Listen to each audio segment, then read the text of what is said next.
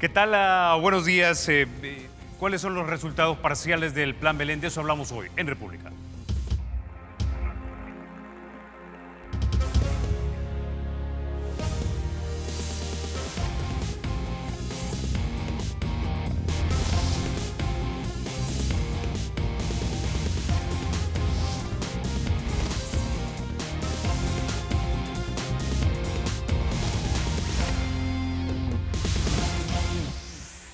Bueno, sin mayor preámbulo, vamos a introducir a nuestros invitados. Esta mañana nos acompaña don Jorge Meléndez, él es el director de Protección Civil.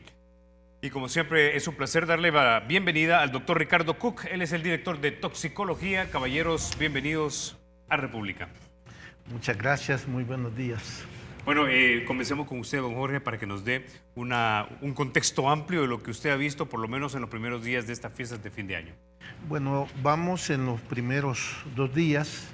Nosotros siempre partimos de que el riesgo es una función de las amenazas por las vulnerabilidades y la exposición que tengamos a ello. Entonces, tratamos de generar una conducta en la persona de entender que toda la realidad o toda actividad humana siempre puede representar una amenaza, ¿verdad? Y que hay una manera de gestionarlo, una manera de reaccionar frente a ella que es mejor que otras, es decir, lo más racional que se pueda, pues nos permite mantenernos seguros. En este periodo vacacional a nosotros nos preocupan 3 aspectos, ¿verdad? O 3 amenazas, por llamarles en este enfoque de esa manera, que son los accidentes de tránsito, la quema de la pólvora y la visita de las playas. En accidentes de tránsito es una asignatura difícil para el país porque, como he dicho, toda actividad humana genera riesgos y hay que preverlos, hay que gestionarlos. Nosotros hemos incrementado este año casi en 75,000 nuevos vehículos a la planta vehicular, hay 1.395.000 vehículos. También subimos de hace 3 años a aproximadamente 70,000 motocicletas, ahora a más de 208,000. Y digo más de 208,000 porque hasta el día 22 eran 208,463, pero cada día en este mes de diciembre están saliendo decenas de motocicletas, ¿verdad? Como que se las está buscando, ¿verdad? Por su versatilidad y por su precio. Una pregunta, ¿y del anterior caso era 1.395.000 o 1.395.000? No, 395, un poquito más de 1 millón, ¿verdad? Claro, en eso estoy hablando hasta el día 1 de noviembre, es posible que haya un poco más de vehículos también. Lo que sucede es que tenemos en promedio en los últimos años en nuestro país 3 personas fallecidas diariamente por accidentes de tránsito y hemos tenido aproximadamente un promedio de 65 accidentes diarios, esos son los promedios. Y lesionados pues andan alrededor de 30 a 35. Pero estos meses en nuestro país últimamente estaban llegando a 4 personas fallecidas en promedio. Hoy tenemos 3.2 en promedio. ¿Por qué menciono esto de los accidentes de tránsito? Porque en estas fiestas, además de lo que ya de por sí es de riesgo la cantidad de vehículos, porque digo, aumentan los vehículos, pero tenemos que circular en las mismas carreteras, las mismas calles. Obviamente hay mayor cantidad de vehículos, así que los tiempos para trasladarse son más largos. Y si hay un pequeño accidente o incidente, pues se queda caos. Y las causas son las personas tratando de llegar a puntual a sus compromisos, invadir carril, no guardar distancia reglamentaria, no respetar señal de prioridad, velocidad excesiva. Esas son las causas de los accidentes. Y una, que es la segunda, la distracción del conductor, ¿verdad? Que ya sabemos que es ahora pues esta nueva situación de que todo el mundo se ha habituado al uso del celular permanentemente, incluso cuando maneja. Resultados hemos tenido en estos 2 primeros días, sin tomar el día de ahora, 81 personas lesionadas por accidentes de tránsito, el año pasado en los mismos 2 días eran 56. Es decir, a la pregunta pues es un poco negativo en cuanto a lo que es el número de lesionados, también el número de accidentes son 158, el año pasado eran 136. No obstante que eso pareciera negativo, el número de fallecidos el año pasado en los 2 días eran 12 y hoy son 5. No es que hablar de fallecidos sea positivo, pero obviamente una reducción de fallecidos importante para nosotros, pues eso tiene gran significado. Pero la cantidad de accidentes dice que se ha incrementado. Se ha incrementado, aunque el tipo de accidente no es tan grave como lo que teníamos anteriormente.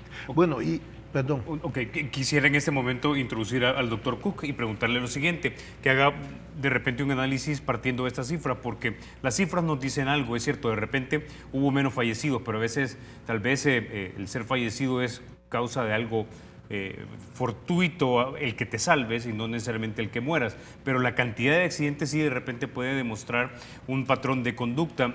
Somos casi la misma cantidad de salvadoreños en el área metropolitana, o no sé si son cifras de todo El Salvador. Ok, una cifra casi constante de salvadoreños en el país. ¿Será que nos estamos tornando más temerarios? ¿Somos cada vez más temerarios en este país?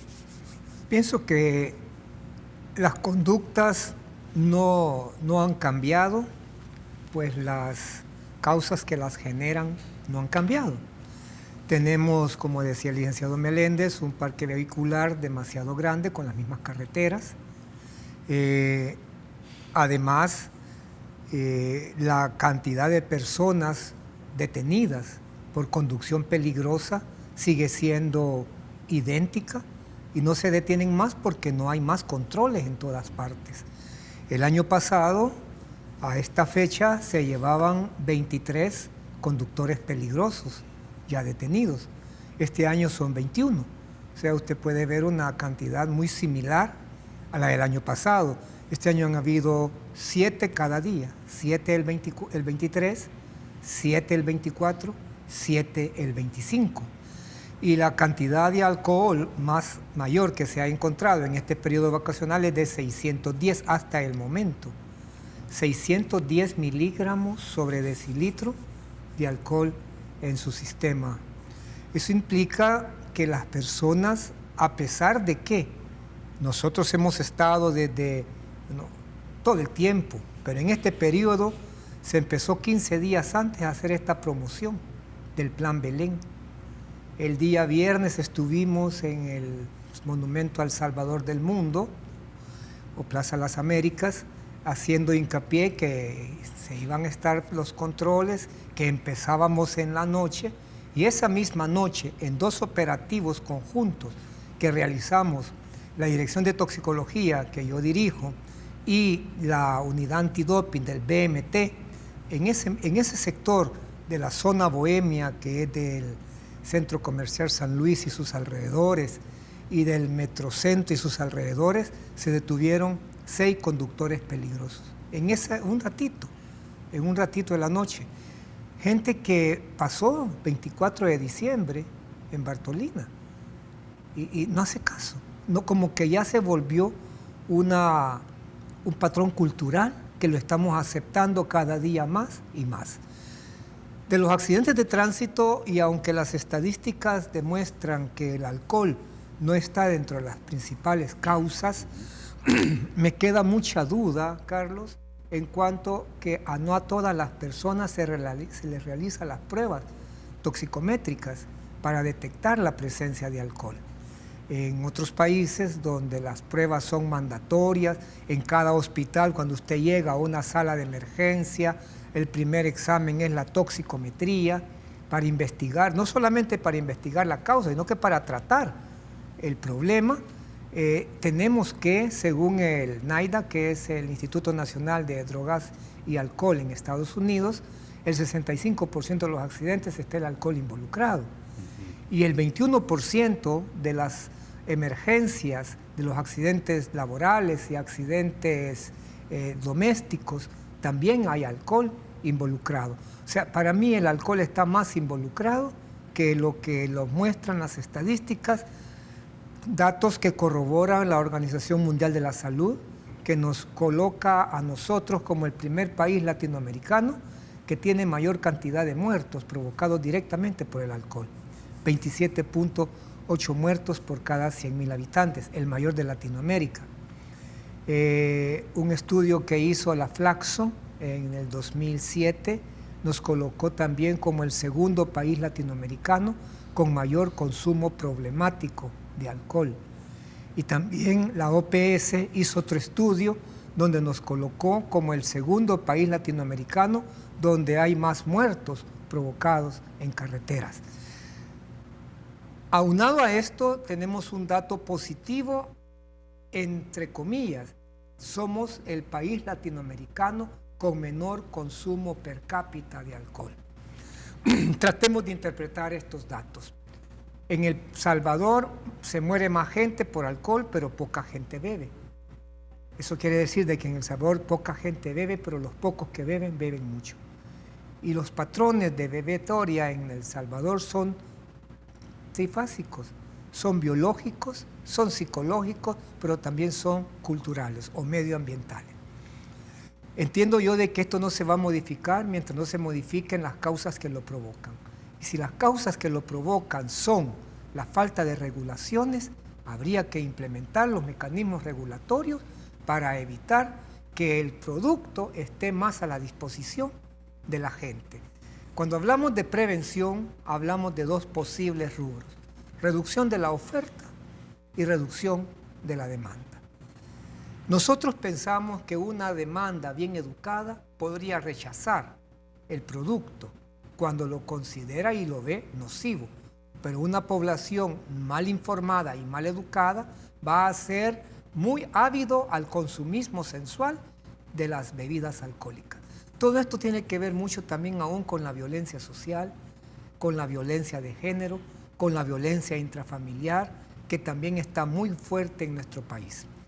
Le voy a comentar, hace unos días estuvimos en la fase final del campeonato de fútbol. Yo vivo en Sonsonate y me fui a ver al Sonsonate en un partido contra la Alianza. Y iban los señores de la UMO para evitar los desórdenes, cuando alguien de un chalet cerca del estadio profirió un improperio. Vienen ellos y lo arreglan de la manera más cordial, ¿no? Confrontándolo y sometiéndolo con un par de golpes a la persona. Nosotros no necesitaríamos gente de la UMO vigilando los estadios si no se vendieran bebidas alcohólicas adentro de los estadios. ¿Por qué llegar a la represión si podemos trabajarlo con prevención? El artículo 72 de la Ley de Deportes está escrito y estipulado de que no se debe de permitir la venta ni el consumo de bebidas alcohólicas dentro de ningún establecimiento deportivo, ni siquiera tabaco, pero no se cumple. Usted va a los estadios y antes, cuando yo iba a los estadios y bebía, yo soy un ex bebedor, vendían vasos de cerveza. Ahora venden unas cosas bien grandes, como maceteras, ¿verdad? O sea, ¿por qué poner a la represión antes de la prevención? Yo creo que si nosotros como país empezáramos con los mecanismos preventivos, las cosas serían totalmente distintas. Ok. Como decía, nos vamos a la pausa. Cuando regresemos, continuamos conversando con usted, don Jorge, para que nos siga contando los resultados del Plan Belén. Ya volvemos.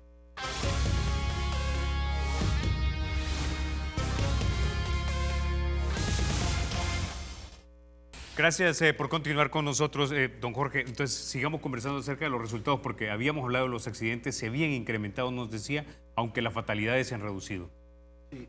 Bueno, quizás conectando con la idea del doctor Cook, sí, en realidad para todas las cosas se necesita dos aspectos, ¿no? La educación, el estímulo y el castigo.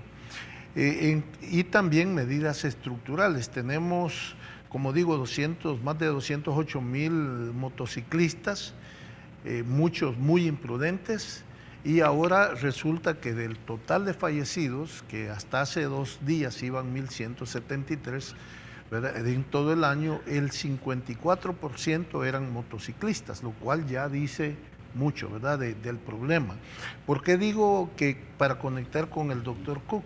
Si nosotros vamos a permitir más vehículos, tenemos que poner nuevas normas. Si vamos a permitir masivamente motocicletas, necesitamos un carril específico para motocicletas.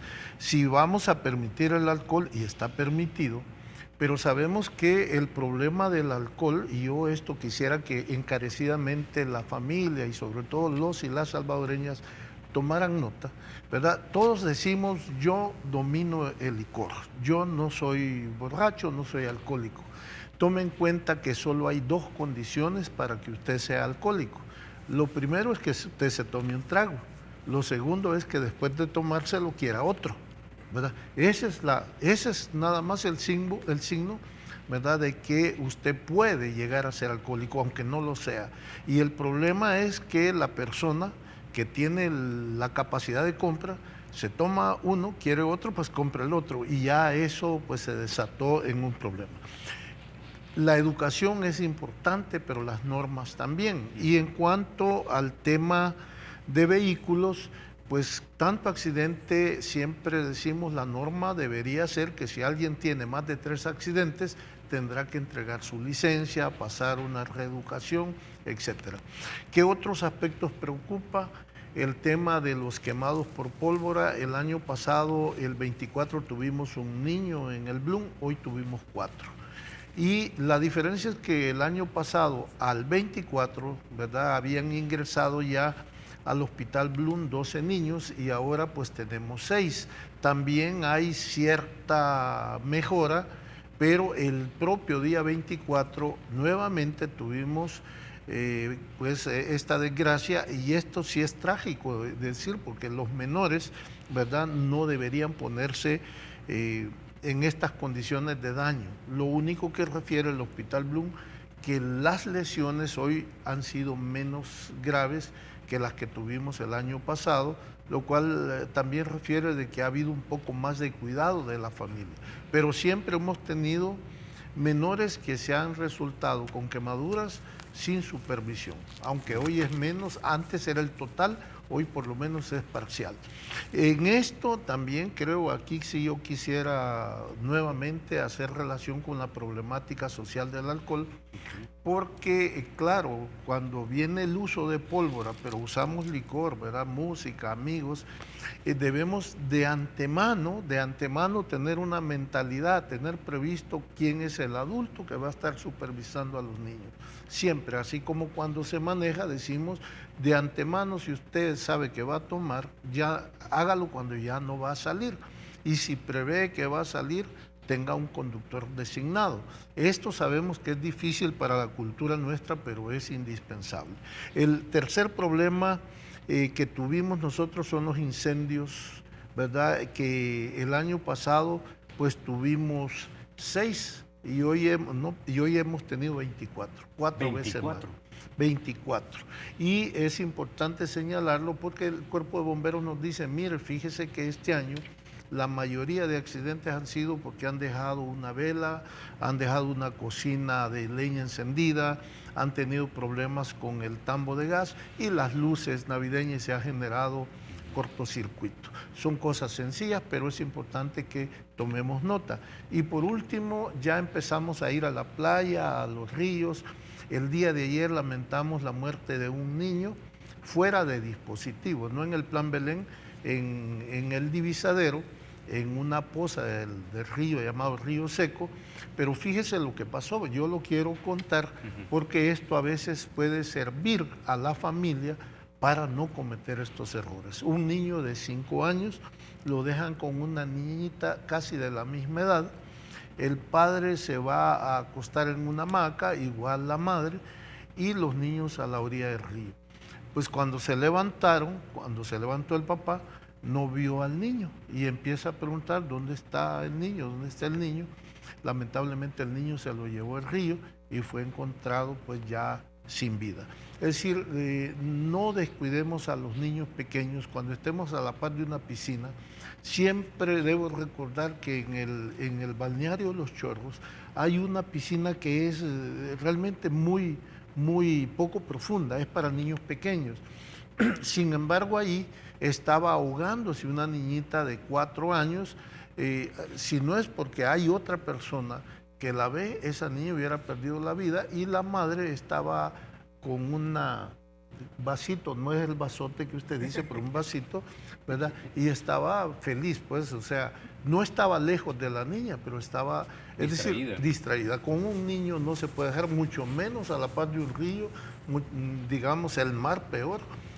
Pero en cualquier lugar donde haya agua, a las criaturas no las podemos dejar sin cuidado. Estas son pequeñas cosas, ¿verdad?, de las que estamos hablando, de cambio de conductas. Es simplemente una actitud de prevención, ¿verdad? Y son cosas que si las hacemos, ¿verdad?, o quizá dicha de una manera muy simple, piense bien y actuará bien, ¿verdad? Eso es quizás el principal mensaje. Y en accidentes de tránsito, cumpla las leyes de tránsito y no tendremos esta gran cantidad de víctimas. Ahora, me llamó la atención eso de los accidentes de las motocicletas y su alternativa, que sería un carril de motociclistas. Habría que ver si eso es posible con el nivel de tránsito que tenemos y con el tamaño de nuestro territorio, pero debería de hacerse. Pero otra cosa también es, mientras eso se hace, los motociclistas también deberían ser un poco más precaídos a la hora de manejar. Yo siento que son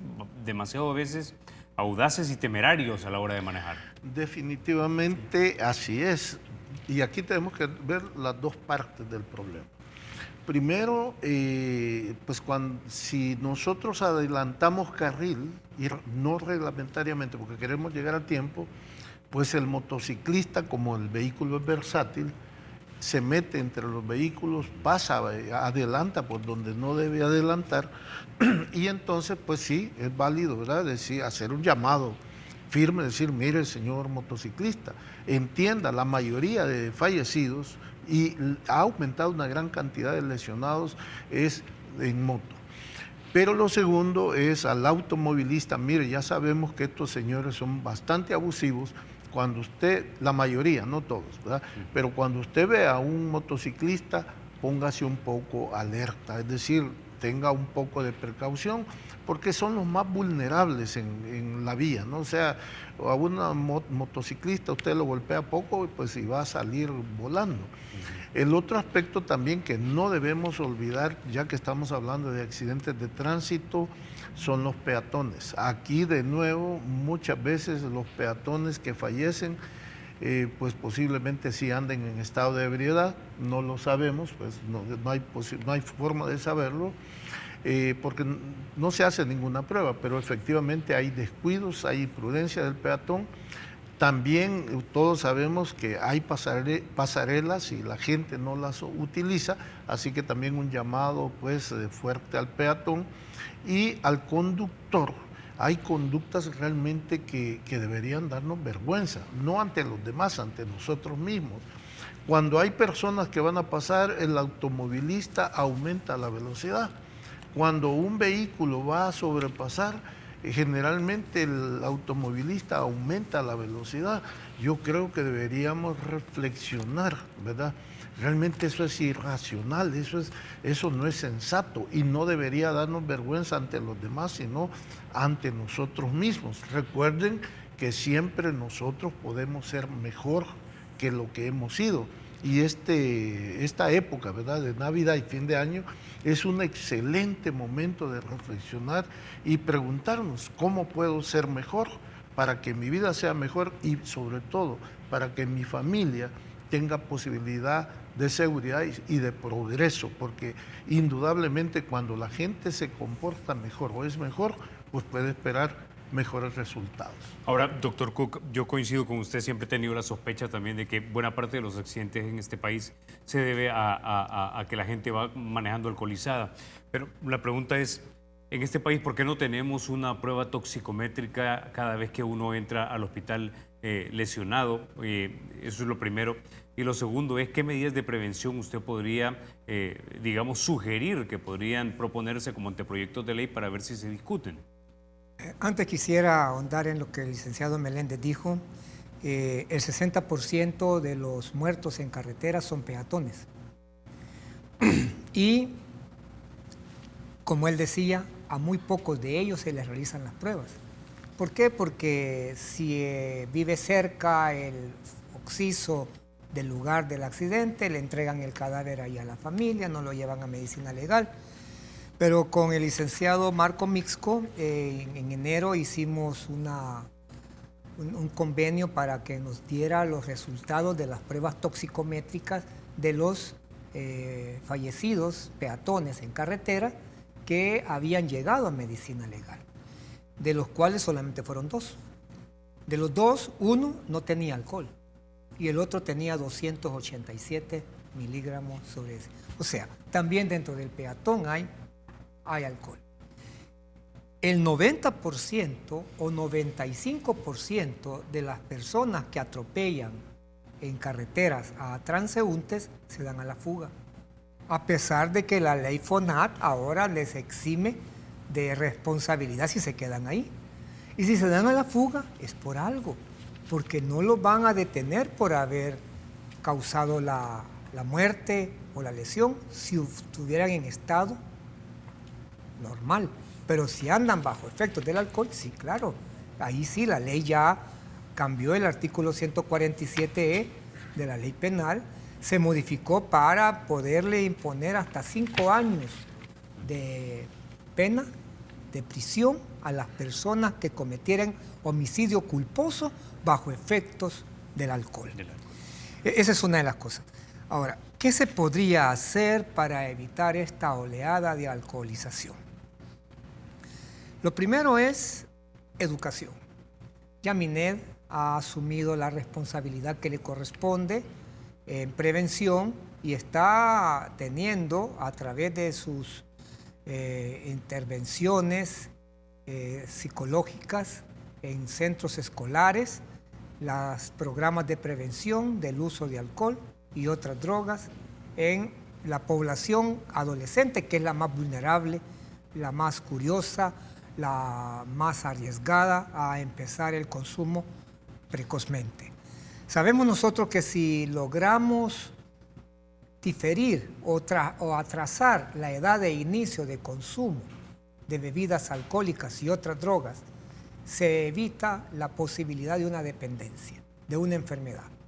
No es lo mismo ser alcohólico que ser enfermo alcohólico. Alcohólico es toda aquella persona que dentro de su dieta contempla el uso de alcohol en sus actividades, pero que no es el alcohol el centro de atracción. El alcohol puede estar, puede no estar y a él no le cambia. Pero enfermo alcohólico es, como decía el licenciado Meléndez, aquella persona que en buen salvadoreño nosotros decimos se pica. Aquel que no puede controlar la forma de beber. Y eso es biológico, ¿no? Y eso tiene que aprender la persona a reconocerse cuando tiene esta predisposición biológica a volverse una persona drogodependiente. Psicológicamente también estamos mal, porque no se ha visto un adicto salir del seno de una familia integrada y funcional. Entonces, aquí hay que trabajar con la familia también. Tenemos en El Salvador un 50% de hijos de madres solteras, hogares desintegrados y hogares disfuncionales que provocan en la psique de las personas un deseo de escape, una fuga. Y por último es el medio ambiente, la disponibilidad de las drogas en el medio. Y en El Salvador tenemos una gran facilidad para obtenerlas. Si lográramos entender todo esto, podríamos abordarlo adecuadamente. Yo propongo los mecanismos de regulación. Un día estaba acá por la zona del Hotel Real Intercontinental, en los restaurantes de atrás, y le preguntaba a una señora de un restaurante muy famoso, ¿cuánto es el máximo de cervezas que le vende usted a una persona? Ilimitado. ¿No? ¿Sabe lo que me dijo? ¿Qué le dijo? Hasta que empiecen a molestar. O sea, que no es una... O sea, debe de haber un límite. Pero que sería algo un poco subjetivo. O sea, que si no molesta, aunque esa cerveza, que es la 40, lo va a matar, usted se la vende, porque no está molestando. Dispénsele. Y si estas personas están acompañadas de niños, ¿usted qué hace? A los niños tenemos una zona por acá donde les ponemos jueguitos. viendo que los padres se están embriagando. Hombre, el problema es de que no le ponemos el verdadero nombre a estos sitios que dicen que son restaurantes, pero en verdad son bebederos. Y no le ponen bebederos porque también venden comida, pero deberíamos de ver que son lugares no aptos para menores. Tenemos un país centroamericano que ha logrado superar esta brecha, Costa Rica. Costa Rica tiene el menor número de muertos por 100.000 habitantes provocados por el alcohol en Centroamérica, apenas 5.4. ¿Pero qué ha hecho Costa Rica? En Costa Rica no le venden alcohol en los estadios. ¿Entiendes? En Costa Rica no le venden una cerveza, aunque haya un límite máximo de 3, si hay un niño presente. Y en Costa Rica no le limitan el alcohol. Es más, acá en El Salvador hay más limitantes para conseguir licor. Acá el licor solamente lo puede comprar usted en expendios, en súper y en abarroterías. En Costa Rica lo puede conseguir en cualquier tiendita. Una botellita o una pachita en cualquier tiendita, pero no la puede tomar en la calle. Estados Unidos no la puede tomar a la intemperie, usted tiene que andarla tapada, no puede andar la botella. En Costa Rica no le venden cervezas a los niños. ¿Aquí en El Salvador se puede tomar en la calle? No se debe, pero se hace. Si es que aquí tenemos demasiadas leyes, Carlos, pero no se cumplen. Mira, acá la lepina es fabulosa porque protege a la niñez y adolescencia, pero ¿quién la controla? ¿Quién la regula? Vea qué le están dando a nuestros hijos en las fiestas rosas. Es alcohol. Y definitivamente no debería. En Estados Unidos, a todo adulto que promueva el uso de alcohol u otras drogas en menores de edad, le caen 8 años de prisión. Entonces yo pienso que tiene que haber una regulación, tanto las leyes como la cultura. Debemos de empezar por ahí. Una de las cosas que se proponen es incrementar el precio a las bebidas alcohólicas, ¿no? Usted tiene Canadá le venden, pero vale $5 cada cerveza, ¿no? Si tuviéramos esa posibilidad, nosotros aquí la gente se reprimiría, ¿no? Somos el país centroamericano que menos precio tienen las bebidas alcohólicas. Perdón, doctor, y yo quisiera complementar, porque me parece bien importante que ya que he llegado a ese punto. Es que mire, aquí hay 3 cosas fatales, ¿no? Primero, antes en nuestro país era la cultura de Pedro Infante y Jorge Negrete, los héroes, ¿verdad? Y eran borrachos, jugadores, ¿verdad? Irresponsables. Y bueno, y ese era el ideal que se buscaba, ¿no? O sea, y pues tenemos generaciones que han tomado alcohol de manera irresponsable. Entonces digo esto porque, como dice el doctor, ya hay una predisposición biológica a los hijos de padres alcohólicos. Pero segundo, mire, aquí hay una propaganda que orienta hacia la diversión de la juventud, ¿verdad? Porque todos salen esbeltos, con música, con gran alegría. Es decir, el ideal de la diversión de jóvenes es con alcohol y el joven tiene menos criterio. Y yo siempre, por eso digo, mire, pero es que si el joven bebe va a ser obeso, panzón, grasoso y además va a tener enfermedades como hipertensión, diabetes. Es decir, no es cierto lo que nos están vendiendo. Y entonces lo tercero, ¿verdad? Que es, por eso digo 3 cosas fatales, es que pareciera ser que esas cosas no son tan preocupantes porque las autoridades que regulan deberían ser más drásticas o deberían ponerle más atención, porque aquí estamos hablando por qué se permite ese tipo de propaganda o ese tipo de publicidad. Deberíamos normarla. Y otro es el acceso al alcohol. Pues hombre, yo creo que eso es algo que no podemos evitar, porque cuando se ha intentado evitar de manera absoluta no tuvo buenos resultados, claro. Pero sí debe haber regulaciones, y entre las regulaciones está el tema, muchas de las ideas que el doctor Cook ha expresado. En suma, lo que yo creo es que todos debemos entender que la sociedad genera riesgos. Nunca podemos evitar realmente los riesgos, porque sería ridículo realmente que nosotros quisiéramos que la juventud no tome deportes que pues sí, hay deportes y actividades que llevan cierto riesgo, pero sí debemos entonces preparar una manera de pensar, una manera de ver, ¿verdad?, que nos ayude como sociedad. Solo quiero decir que en el último enclave o cónclave, digamos, mundial de los riesgos, lo que se dijo como conclusión fue realmente preocupante. Los riesgos caminan más rápido que lo que los países somos capaces de enfrentarlos. Y es indispensable que comprendamos que hay que cambiar nuestra manera de actuar o la sociedad mundial se encamina a su destrucción. Parece apocalíptico, sin embargo es real. En todos los aspectos la sociedad, tenemos el tema del cambio climático, tenemos el tema de la producción, hay una serie de aspectos que debemos revisar. También estos aspectos que estamos hablando, que tienen que ver con la responsabilidad individual, que esa es insustituible, pero también tienen que ver con un enfoque de una sociedad que aprenda que toda actividad lleva riesgos y que debe implicar siempre una gestión y una previsión de los riesgos que se van a generar. Usted planteó un tema importantísimo. ¿Podremos tener tantas motocicletas si tenemos espacio limitado? Bueno, entonces tendremos que decidir, pero conscientemente. ¿Podemos permitir que siga habiendo tanto vehículo y no hay ley que obligue a sacar de circulación vehículos? ¿Podemos vivir con esa norma, con ese tipo de normativa? Es decir, y luego, ¿qué opciones hay? Porque realmente el Citran, por ejemplo, que es seguro y es rápido, hoy resulta que es insuficiente, ¿verdad? Porque hay mucha demanda. Pero ¿qué pasa con el resto del transporte? Es decir, que si nosotros queremos resolver que no todas las personas anhelen tener un vehículo, no importa si está muy viejo, o una motocicleta porque se siente más seguro, en realidad el problema es qué vamos a hacer como prioridad para poner un buen transporte público. Tome en cuenta que antes, cuando teníamos alrededor de unos 700,000 vehículos de planta, gastábamos 1 millón de galones diarios de gasolina.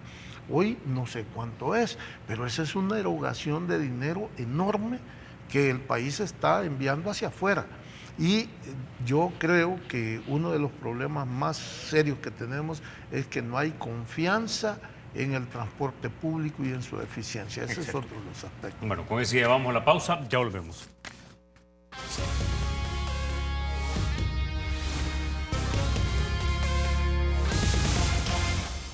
Gracias por continuar con República. Doctor Cook, no quiero terminar República, me quedan 8 minutos, pero quiero que ahondemos un poco en esas medidas de prevención, porque yo le he comentado hace unos minutos que, habiendo vivido en los Estados Unidos, hay diferentes estados que le hacen frente a este problema. Hay unos estados que han identificado que es un problema el alcoholismo en su población. Nuevo México es uno de ellos, Oklahoma es otro. El caso de Oklahoma era el que más me llamaba la atención porque es el que, siento yo, por lo menos hacía lo más posible dentro de los límites de lo permitible o aceptable en un gobierno estatal. Uno, por ejemplo, la cerveza de alto quilataje, por decirlo así, o de alto grado es la palabra, de 4 punto y algo, solo te la vendían en licorerías y te la venden al tiempo. La idea supuestamente es que no te la vas a tomar inmediatamente. Segundo, te la venden hasta las 9 de la noche. Y tercero, no te venden los domingos. Y la cerveza que puedes comprar, por ejemplo, en supermercados es de 3.2. Pero ¿qué medidas podríamos nosotros adoptar? Ese solamente son un ejemplo, ahí en Oklahoma. Bueno, la Dirección de Toxicología promovió hace un par de años con otras instituciones del gobierno y semiautónomas una estrategia. Hicimos la Estrategia Nacional contra el Consumo Problemático de Alcohol. Y lo dilucidamos en 5 esferas. La primera esfera fue la esfera fiscal. Si nosotros queremos que la gente haga menos uso de un producto, nosotros le incrementamos el precio. Entonces, incrementar el precio de las bebidas alcohólicas es una de las propuestas. Y le pregunté a personas que son bebedores y le dije, si la cerveza costara más, tomara menos. Así sencillamente. Aunque cuando hay enfermedad, la persona no mide y hasta él se deja empeñado para seguir bebiendo. Pero podría ser una de las posibilidades. La segunda es la esfera de tránsito. En vez de tener una ley de tránsito tan... y a veces que me preguntan, mire, ¿y hasta cuánto puedo tomar? Mejor tenerle ya una ley de tránsito que le diga claro, 0 alcohol al volante. 5 países americanos ya tienen la ley 0 alcohol al volante. Mire, Brasil y Chile en el año 2000 tenían la mayor cantidad de muertos en carretera. Pusieron la ley 0 alcohol al volante y redujeron 10 años después en un 25% los muertos en carretera. Yo creo que por ahí podríamos bajar las cifras. Canadá lo implementó, Argentina lo implementó y Uruguay, viendo esta cosa, Mujica, que acababa de legalizar la marihuana, dijo, vamos a reducir de 80 a 30 la cantidad de alcohol permitida. Y al hacer esa reducción, redujo en un 300% los accidentes de tránsito. A partir del 1 de enero del 2015, Uruguay volvió a la ley 0 alcohol al volante. Entonces, ley 0 alcohol. Incrementar las penas monetarias a los infractores por esta ley, por este delito. Mire, 57.14 es demasiado poco para la infracción que han cometido. Muchas de estas personas gastan más de $100 en una noche tomando y le ponen una multa de 57.14, no le educa. Entonces, incrementar, yo estoy de acuerdo con el ministro Gerson Martínez, él había propuesto $500, yo no creo que sea del otro mundo, ¿verdad? En Estados Unidos las penas de tránsito son de $5,000 en adelante, ¿no? O va a hacer trabajo comunitario para pagarlo, ¿no? Entonces, esas son las cosas que deberíamos de provocar, ¿no? Incremento de las penas, los homicidios culposos. No es posible que nosotros matemos a alguien en carretera y no vayamos presos, porque es escarcelable. 3 años son escarcelables. Le pusieron 5 años, pero solamente a los del transporte público y transporte pesado. O sea, es una ley que se modificó cosméticamente, porque la mayoría de las personas que matan en carretera son vehículos particulares. Entonces, debe de tener una sanción y debe tener un momento de reflexión la persona. También lo pusimos a nivel de prevención, a nivel de atención y a nivel de reinserción social de las personas afectadas a las sustancias. Entonces, y regulaciones, lo que decía el licenciado Meléndez, y él tiene en su ministerio la posibilidad, porque él tiene dentro del Ministerio de Gobernación ley de espectáculos públicos, radio y televisión. Desgraciadamente no tenemos una ley, tenemos un reglamento, hay que crear una ley. Mire, en los países donde hay un consumo moderado de alcohol, no se le anuncian bebidas alcohólicas con más de 5 grados de alcohol. Y nunca se anuncian, como él lo decía, haciéndoles muy atractivo, muy seductora el anuncio hacia el consumo, y no moderado, sino que hacia el consumo abusivo. Ojalá pudiéramos tener anuncios que educaran hacia el consumo moderado, pero los anuncios son hacia el consumo abusivo, y cada día más y más se están metiendo en una población que hasta este momento no la habían querido tocar, las mujeres. Ahora la conducta alcohólica en El Salvador empieza el día miércoles con el Ladies Night, ¿no? Y hay bebidas que están sacando exclusivamente para las mujeres. Light, tragos para mujeres. ¿Por qué? Porque la mujer cada vez más es más productiva, genera más dinero y puede gastar más dinero. Hacen ya noches de damas. Yo veo en los lugares donde están vendiendo bebidas alcohólicas grupos de mujeres, exclusivamente mujeres tomando. O sea, ya se están aventando también a ese rubro. Y los jóvenes, ya con estas bebidas con poco contenido de alcohol, más un sabor de fruta, ya le están metiendo. Y aunque está escrito que no se puede vender a menores de 18 años, no se cumple. Ok. Don Jorge tiene la última palabra. Muchas gracias. Yo quisiera aprovechar parte final para volver a a decir que cumpla la ley de tránsito, no se arriesgue. De esa manera va a poder mantener a usted y su familia seguros. Yo quisiera decirle que de los 158 accidentes, 133 obedecen a estas 5 causas. Invadir carril 43, distracción del conductor 31, no respetar señal de prioridad y no guardar distancia reglamentaria 25 cada uno, velocidad excesiva 9. Es decir que si usted evita estas conductas, pues va a evitar los accidentes. Niños quemados 4, 24 no es aceptable, no sume usted estas estadísticas, siempre supervise a los niños, de preferencia no los deje quemar pólvora y menos pólvora que sea explosiva. En playas y balnearios les solicitamos que mantengamos esa tradición, esa prevención que se ha logrado, 0 ahogados en los últimos 3 años.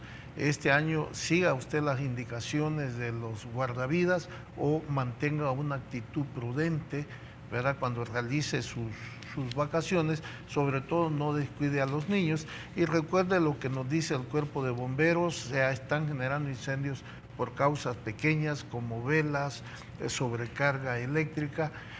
Hagamos de la prevención una tradición, sin descuidos, sin accidentes, sin víctimas.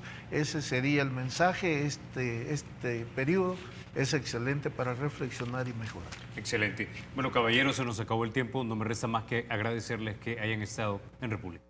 Para mí fue un gusto estar con usted, Carlos, y informar a la población. Bueno, ustedes, amigos, se quedan con la emisión matutina de Teleprensa con Rafa García y Mayela Mena. Soy Carlos Toledo. Gracias por vernos. Recuerden, la República es de todos. Hay que cuidarla.